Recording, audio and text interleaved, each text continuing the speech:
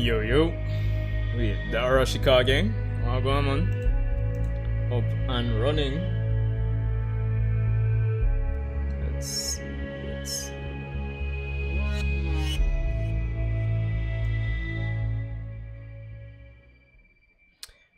Alright, well going everyone, Shinju Uchiha here. Welcome back to the channel. Another month, another Vortex. So yeah, welcome to my reaction review for BorutoTwo Blue Vortex. Chapter 19. How is everyone doing? Shout out to everyone that'll be watching the stream. We'll be watching it after the fact. You know, the usual, pre-read, courtesies. I gotta get them out for the most part. But yeah, I think we are up and running, and I think everything is looking fine. Audio should be good. I think my visual is good. I think we're overall pretty Gucci for the most part. Alright, so let's jump right into it. Boruto chapter 19 TBV. Alright, so chapter 19, Konohamaru-chan. Let's drop this spawn vertical since we don't really get any double page spreads for the most part. So yeah. Alright, so let's get into it. So last time, oh, we have a flashback. That should do it. Go on, take it. What do? I infuse the blade with my chakra. If you apply your wind style sword jutsu to it, you should be able to manipulate iron sand somewhat, similar to how I can. Interesting. You sure about this? You'll have no chance against me when we spar. Give me a break. If anything, this will be the perfect handicap. We'll see about that. It's all for the purpose of protecting Father better. That's why I want to expand our powers as much as possible. That's interesting, like the dynamic. Well, not the dynamic, but the similarities when it comes on to this generation, right? There seems to be like at least one member in each village, at the very least, that wants to protect that father figure. So basically, I'm drawing parallels between Shinki and Kawaki here. Anyway, father this, father that. All you talk about is your adopted father. You see, even worse. The parallels are there. Of course, what's wrong with that? You should pay Yodo some attention too. Who's a hypocrite now? All you talk about is Yodo. It's not like that.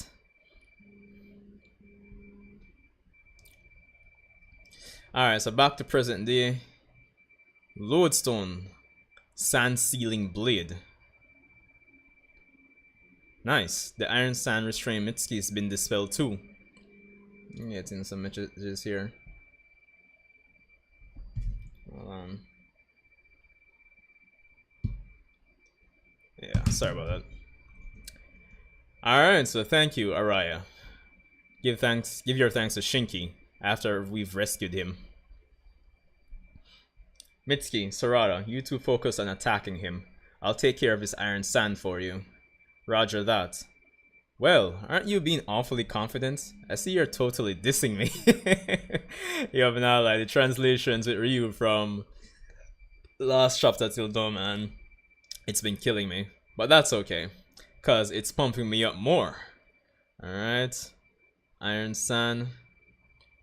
Get the hacks out. What are we gonna do? Incoming from 7 o'clock. Alright, more iron sand there.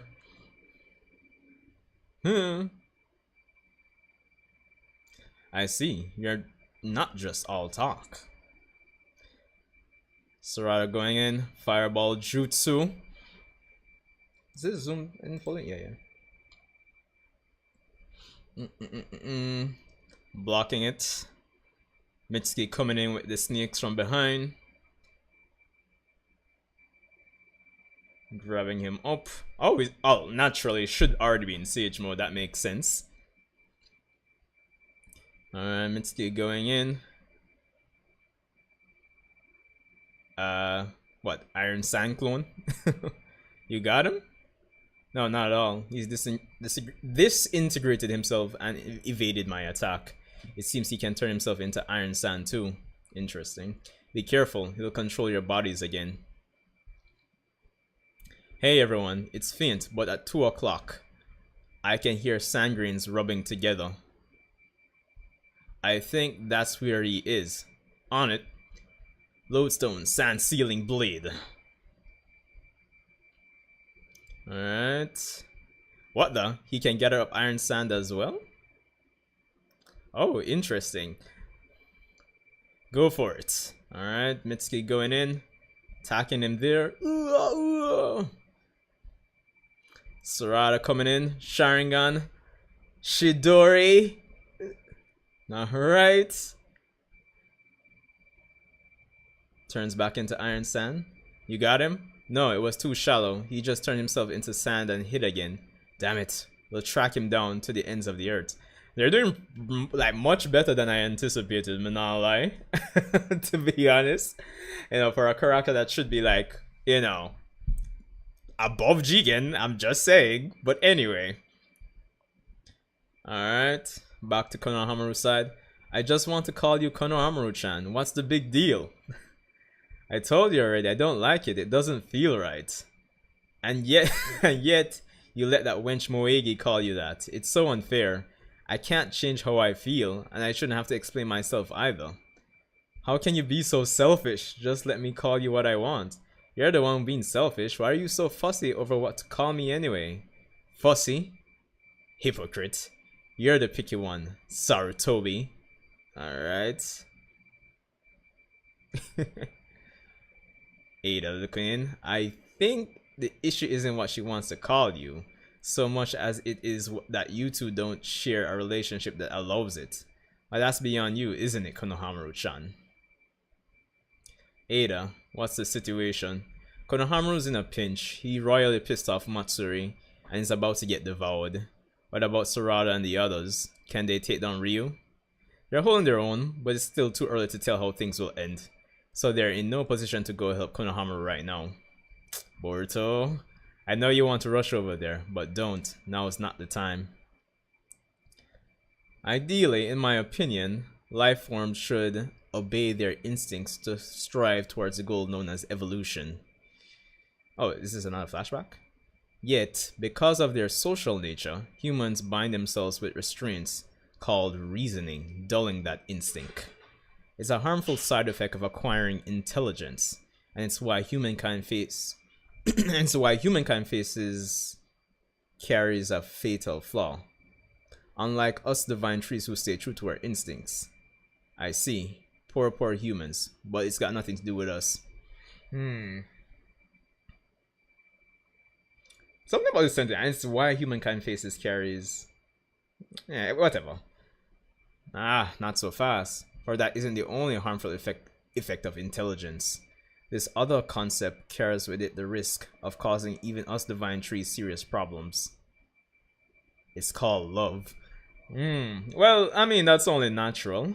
Part of that spectrum of emotions to contend with.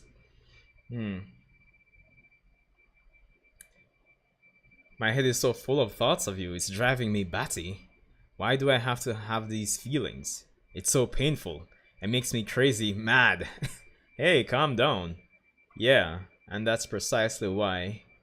Because if I devoured you, I wouldn't ever have to feel this way again. Each of the Inashikacho trio are accomplished shinobi, but they prioritize Himawari's safety over their own teams. What's shocking is that they were all aware of how foolish that decision was. What do we got here? Wait, Mayura? What's up? Yo. In particular, Yamanaka Inojin lost his composure and ended up needlessly losing his life. Both of these foolish acts were caused by love derailing their thinking. So what is this love thing? Is it a disease? The term itself appears in many tomes, but it seems impossible to pin down. At the very least, the fact that it can cause serious trouble in life forms cannot be overlooked. I'm sure you hear it too, our instincts screaming in warning that we must understand this dangerous concept, love. I don't know if persons will find this a bit cheesy, I don't know. But I mean, it makes sense with the nature of the character, the nature of the antagonist that we are dealing with, right? But I know maybe on the surface level, some persons might find it cheesy just reading this and overcome it. I hear something above us. He's up in the sky. Get ready, I'll drag him out. Alright. Hide all you want, but it's useless. Oh, I'm bringing out some claw grime. Huh? Claw grimes? Alright, Mitsuki going in. Phoenix flower. Nice, nice. Damn it, can't get them all. There are way too many. Bastard. Oh shit! Woo! Yodo. It's stuck. Yo! Jano, the man them get cornered like, whoa. And I guess I'm just gonna grab the claw ram and get rid of the sword that way.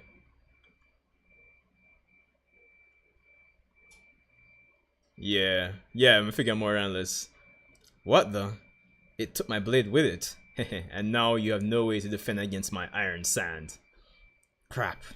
This is bad. And Konohamaru. Let's now become one, Konohamaru-chan. Well, I guess that's the chapter for the most part. What can I say? Not a bad chapter. I think it really and truly speaks on the nature of the antagonist that we are going up against. You know, like they said about 2-3 chapters ago, they're like basically infant animals, essentially trying to make sense of the feelings and intelligence that they're gathering from their environment for the most part. So Jura's dialogue in this episode does speak to the nature of their group for the most part. So I can't knock it. Even if you want to say like on a superficial level, yo, you're talking about love, it's kind of cheesy, but it makes sense. And of course you can use that and extract from it to say, yeah, he's talking about love specifically, but it can be applied to other things. It could be applied to maybe as they grow as a group, maybe they become, well, technically they are kind of one and the same entity, but they have their own individuality. But it could extend to the degree where they kind of develop a bond, a camaraderie, you know? So that's the thing. So I think this is just, again, re-emphasizing when it comes on to these antagonists that they won't be like just black and white. There will be a level of complexity, and you can expect anything when it comes on to these antagonists, even if maybe to the degree of possibly one of them quote-unquote betraying the group, for lack of better term. So there's that. Yeah, what I really like about this, right, is the parallels that they're establishing with Shinki's character through the flashback.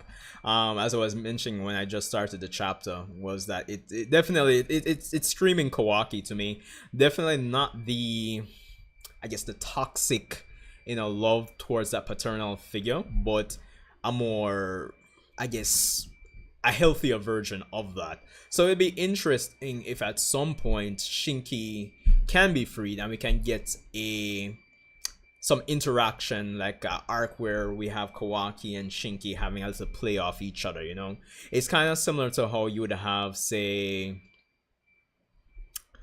you know, Naruto and Gaara having some similarities. So, you know, they're coming from similar roots in the grand scheme of things. Maybe not having an abusive father. Granted, we don't know, you know, where Gaara adopted Shinki from, so we don't really know Shinki's full past. But he could be used as like a narrative element for Kawaki to play off and for Kawaki to grow, and at the same time expand and kind of start working towards correcting that issue that the manga has when it comes down to balancing side characters as well. So that's the thing. So I'm hoping we we get something sooner than later. But you know, Ryu is pretty cool, so I don't know, maybe I'm being greedy, but it would be nice if we could have Ryu and Shinki at the same time, because Ryu seems pretty cool, not gonna lie. So there is definitely that. Now, in terms of the fight itself, it kind of lines up with some of the stuff I was saying, where Like logically, if these are characters, these are antagonists that are beyond Jigen, it would make sense that fighting them you'd have to have some kind of hacks to kind of balance the playing field, and that's what we had with Araya's sword here, which has been infused with Shinki's chakra, and using his wind style he can basically control Ryu, who can become Iron Sand, leaving him open to attacks from our heroes from the leaf here. So there's that. But again, without the sword now, I'm interested to see how this is going to go. I'm not gonna lie, yeah, the Iron Sand, becoming Iron Sand seems pretty OP, but I don't know, personally, this is not against the chat, but personally, I just don't feel, that sense of power, of skill, that, like, this is a character that's beyond Jigen. I'm not feeling it. I'm not feeling or seeing it. I mean, technically, yeah, they should be, but I don't know, man. it just doesn't feel it. Like when as the series is going on and characters are getting stronger, it's like, yeah, we can see it. I mean, Madara Uchiha might be an extreme example. When he comes on the field, like, oh shit, you can feel it and you can see the difference between him and other characters. Yeah, Sarada and Mitsuki, they've gotten stronger, and the fact that Ryu is fighting Sarada, Mitsuki, and in 2 other persons from the Sand who are, at least I would imagine, at least Jonin level. Yeah, he's powerful, but I'm not getting that sense of, And again, I guess it comes back down to it feeling very ambiguous how strong like Sarada is. I mean, you kind of have an idea with Mitsuki, but at the same time, it's like, there's just this subtle layer of ambiguity when it comes down to how strong these characters are. So I don't know how to feel, and because of that, at the same time, it's just not giving me that right. It's making power scaling very difficult. Granted, that is not the main thing to be concerned about, but at the same time, it is a battle shonen, so power scaling is crucial at the same time. So there's that. But I do like that we have the Sand Shinobi, teaming up with our heroes from the Leaf here. Gives them something to do. So yeah. Wait, see me now? What going on? We're here up and running, up and gunning. So yeah. So I guess it's just to wait and see how things are going to go as the fight progresses. And again, with Ada's like viewing of the fight, really and truly, it kind of continues that theme of the dynamics of relationships. And what else could I say, really and truly? Yeah, I'm drawing a blank here, to be honest. Let me see. The issue isn't what she wants to call you so much as it is that you two don't share a relationship that allows it. But that's beyond you, isn't it, Konohamaru?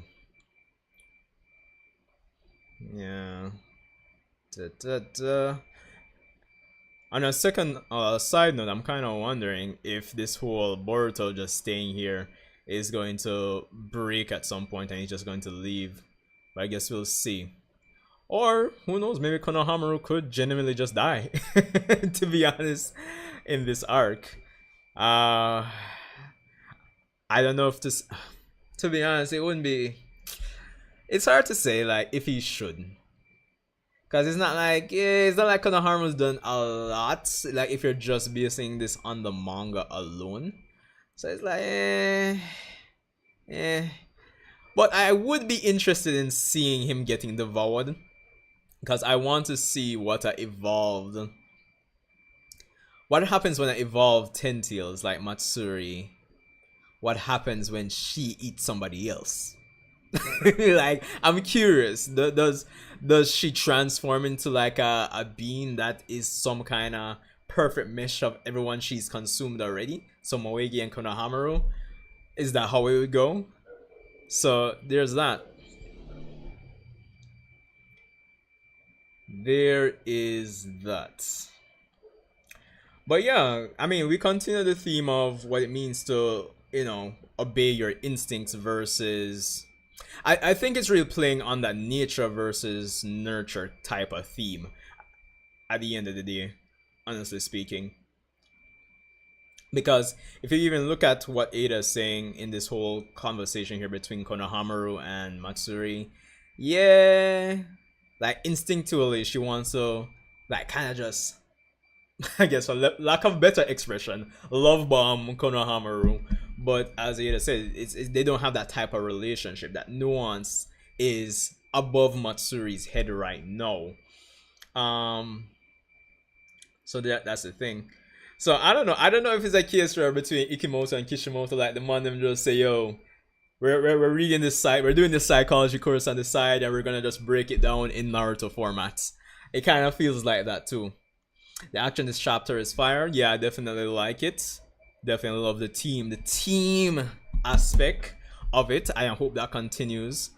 But I'm curious to see how things are going to go. Know that Araya doesn't have the sword anymore, so that's the thing. The only thing I say, and it's not a knock against the chapter, it just still feels ambiguous how strong these characters should be versus what they tell us. Again, Ryu should be above Jigen, right? Boru fight. Yeah, true. 4 against 1, right? True.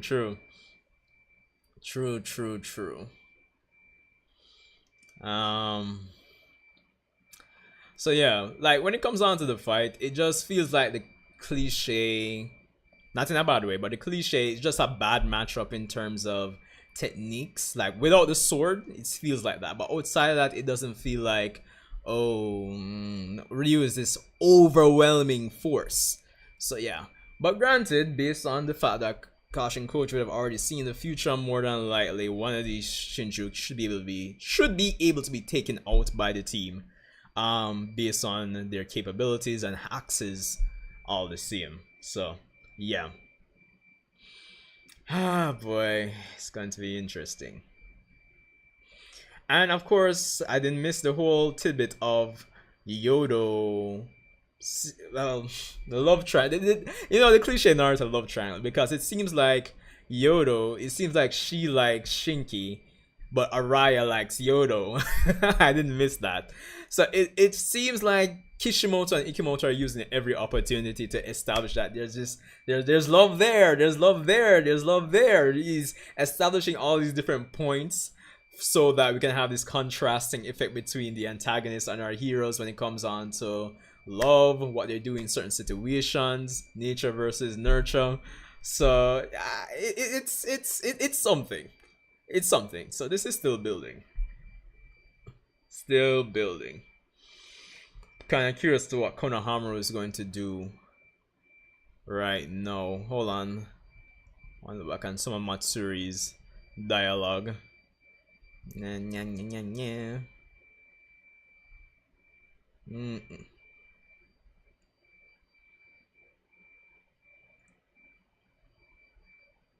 Human culture lost his composure, ended up losing his life.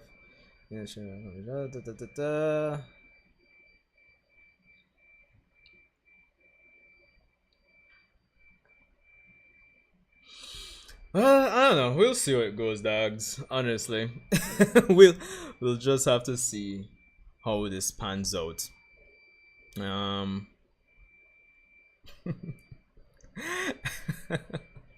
Hey, that's one way to give Konohamaru a head, right? Oh my god. But yeah, Juro brings up a good point in this chapter when it comes on to intelligence. It kind of reminds me of, like, I've never been like a big like comic collector or everything or anything like that, but like I think in the original like Doomsday line of comics, like Superman comics, essentially, like Doomsday when he first showed up versus when he gained intelligence, right? And when he gained intelligence, he had to deal with things like pain and all of that. So he was kind of like mentally nerfed because of that. So yeah, there are things that come with intelligence, certain things that you have to deal with versus just being a mindless beast. So yeah, that's essentially at the core of it. I think what Jura is knocking at.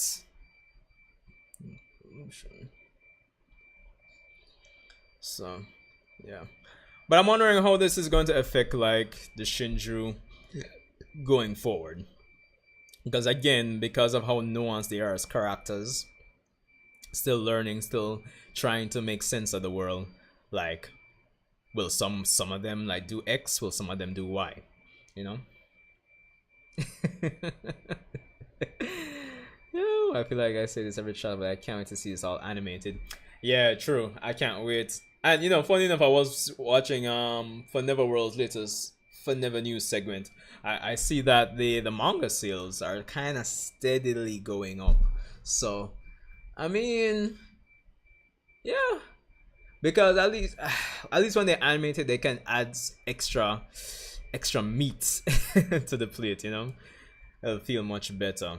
But you know, I'm curious as the anime when the anime comes back and they're doing this. I'm wondering what the plan is to integrate like the other anime only characters. It would be dark, but it would be interesting if they got killed off. But again, that's a topic, a discussion for another time. Discussion for another time. Do you think Drew respect and emotions will change? I think so as well. Yeah, I do. I think they already have been changing. I just think he's just verbally acknowledging it because you can see through his actions. He's already, you know, visiting the stores, gathering information, gathering intelligence instead of just going and consuming Kawaki, even though he could without an issue right now and just evolve into like a divine tree and, you know, etc. etc. So I think it's already showing in terms of his actions. I don't think he's putting down things when it comes down to intelligence and love and emotions, but they want to gain an understanding of it all the same. So there's that. Let me just kind of go back to the start of Jura's dialogue. Or was it further down? I think it was further down. Yeah, further down. Further down.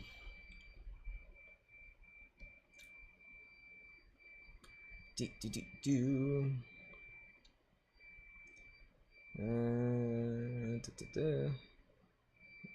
my opinion, life forms should obey their instincts to strive towards the goal known as evolution, yet because of their social nature, humans bind themselves with restraints called reasoning, dulling that instinct.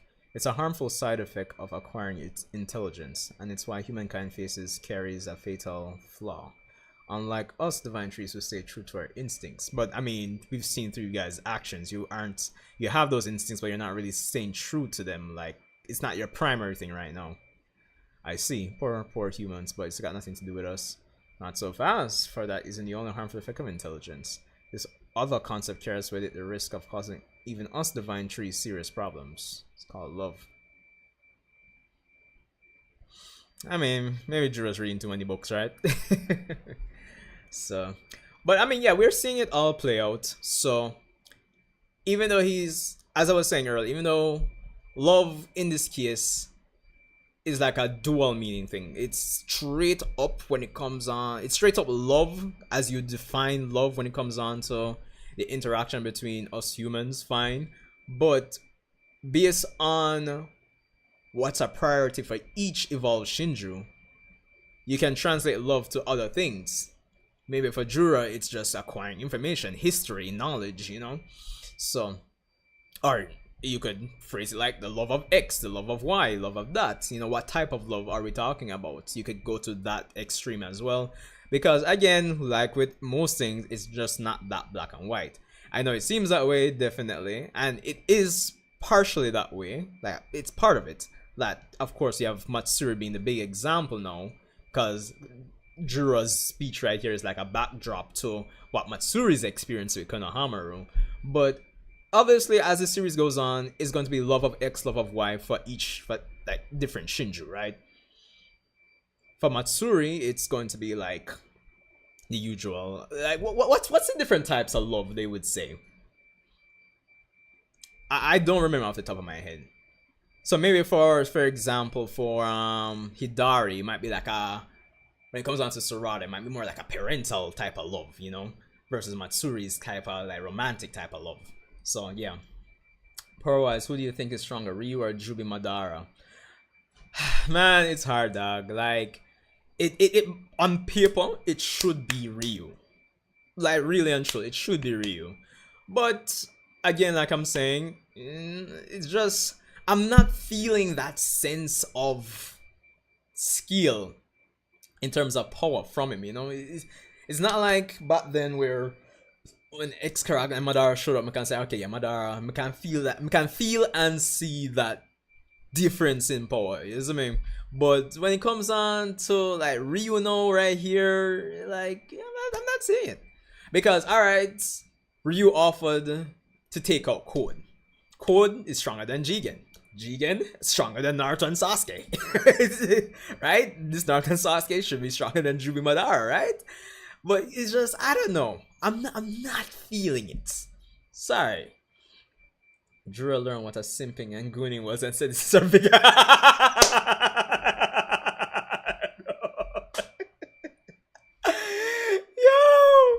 Like, you know, they could make a meme about that, to be honest. Word fights are more grounded than shipping flies, but I see what you're saying. Yeah. I mean, that's true. But I don't think it being grounded is what's throwing me off in terms of the skill of power. It's not that I'm expecting like some, oh, my Susanoo can destroy everything in the universe type of thing. Like, I'm not expecting him to like, slash a few mountain ranges, even though that would be nice, or cutting a few moons in half or anything like that. But it's just that on the hero side, right, I still, you know, persons can make arguments for maybe how strong Sarada is right now. Oh, she dodged Hidari, so she must be this fast, or, you know, she injured him, it must be able to do that, or X or Y or Z. But for me personally, even with us being 19 chapters in, I still have no idea where to put Sarada. Mitsuki might be in the same camp. I'm not really sure how to scale him or where to put him. And then because you have these characters on the good side that I'm not really sure where to put in terms of power scale. Like, are they stronger than Naruto and Sasuke now? I mean, probably some persons would say that because you're fighting against these characters, right? Ryu, who should be above Code, who should be above Jigen, you know? But Sarada and Mitsuki, for instance, are very ambiguous to me. But you're still fighting this guy who's stronger than X, Y, and Z. But even him, I'm not seeing that. You know, it's altogether just very ambiguous. I don't know where to power scale anybody. For the exception of potentially Boruto, to be honest. Where I think he's more stronger right now. Yeah, because right now, when it comes down to the battle, it's just a battle, to me, of hacks. That's what it comes down to. It's just a battle of hacks. You had Araya's, you know, iron, sand, gathering, sword, wind style sword, and you have Ryu who can just turn into iron sand so you can't make contact with him. So it's just a battle of hacks. So I still feel like I don't have enough to go on. Despite what's said, I can only work with what's said. And what's said is that, you know, through the conversations when Code came to the lair, is that, you know, Ryu was gonna take care of Code. Jura didn't voice any like, oh, Ryu, you know, you're not strong enough, you know what I'm saying? I'm cool when we're done, cool, you can do that, or, you know, whatever. He didn't voice any like opposition, so I would logically assume Ryu is stronger than Code. So, or if not, maybe it's just based on hacks. I don't know. I still have to wait and see. So there's that. But the fights and the chapters go on. All in all, decent chapter, like you guys were saying. I can't wait to see this animated. Should be fun. So yeah. Anyway, that's all I got for this one. At this point, I'll just be repeating more of what I said, so I don't want to be rambling on and on unless you guys have a specific thing you want to talk about when it comes on to the chapter. So yeah. But yeah, second month of the year. Yo, I don't know where the time is going for the year. It's crazy. How do you feel about Araya now? I'm warming up. I'm warming up to him. I like what Kishi and Iki. Always sounds funny when I say it that way, Kishi and Iki. But I like what they're doing, right? Because we know for the longest time, manga wise, like there's only like a certain subset of characters that we focus on, right? So I think what is done to kind of give them like more than this one dimensionality, like, oh, they're those characters from the Sand, the new generation characters from the Sand. Even if it's done in a cliche way where, okay, they seem to have some personality, there seems to be like a love triangle, at least it's something more to chew on when it comes on to their characters. So there's that. And of course, as I was saying, it lays the foundation for the parallels between Shinki and Kawaki. So that's something to look forward to, potentially, if they play their cards right in terms of the writing when Shinki comes back. So yeah, but it's gonna be fun, man. It's gonna be fun. I'm hoping Araya doesn't get taken out too quickly because it would suck if I'm starting to warm up to him based on what they showed this chapter, and then it's like, oh no, we're taking him out next chapter. He doesn't have the sword anymore. We'll take him out. Ryu fighting Kawaki would be crazy. True, but I guess Kawaki could absorb Iron Sand with Karma, right? Technically. As I was gonna say, I don't know even if Kawaki gets his limiters removed, or not removed, but his stats switched around based on how I was interpreting last chapter, from defense to maximum offense. Maybe, just maybe, he probably wouldn't have what it takes to really combat Ryu's hacks, but I guess he could technically absorb Iron Sand with Karma. Shinki forced Kawaki to watch the tuning exams. Yeah, true. So yeah, we could build on and pay that off, like a reunion between them. So yeah, I mean, I personally love when they lay foundations like this, like, but it won't mean much unless we get a payoff, right? So Shinki, Kawaki, we need that more of that dynamic. We need that more of that interaction. They have that basis of being obsessed with their adopted fathers, both of them. So, but Shinki more in a more healthy way, I'd suppose. So yeah. Anyway, guys, I will see you in the next video and or stream. Respect for coming out. Shout out to you guys who will be coming in after this goes up. Decent chapter. Maybe I think I'll enjoy the last chapter more, but this was good. The action was decent. Character involvement, more re-emphasis on the nature of the antagonists and kind of highlighting the nuances of them as well. So, and just kind of building certain foundations when it comes on to the possible future interactions and character developments that can arise from that, from the characters here, and addressing the side character issue. So all in all, decent chapter. Can't complain, to be honest. I just hope we get more action next chapter. So, yeah. Anyway, Sanju Uchiha. Respect for coming out, guys, and I'll see you in the next one.